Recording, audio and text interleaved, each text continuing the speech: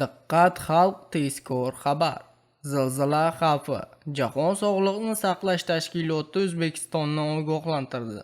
Zilzilalar dunyodagi eng ko'p odam umriga zavol bo'luvchi tabiiy ofatlar bo'lib qolmoqda. O'zbekistonning ham ayrim hududlari yuqori seysmik faollik zonalarida joylashgan. Shu sababli Jahon sog'liqni saqlash tashkiloti ogohlantirish bilan chiqdi. Ma'lumotlarga ko'ra, 2000-yildan 2023-yilgacha bo'lgan davrda tabiiy ofatlar bilan bog'liq barcha o'lim holatlarining yarmidan ko'pi aynan zilzilalar hissasiga to'g'ri kelgan. Markaziy Osiyo davlatlari uchun bu mavzu alohida ahamiyatga ega. Qirg'iziston va Tojikiston hududining deyarli bari, shuningdek Qozog'iston, Turkmaniston va O'zbekistonning ayrim hududlari yuqori seysmik faollik zonalarida joylashgan.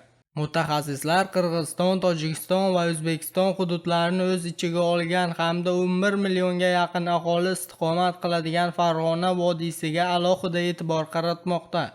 Sizga yetkazmoqchi bo'lgan xabarimiz shulardan iborat edi. O'zingizni ehtiyot qiling. Xayr, salomat bo'ling.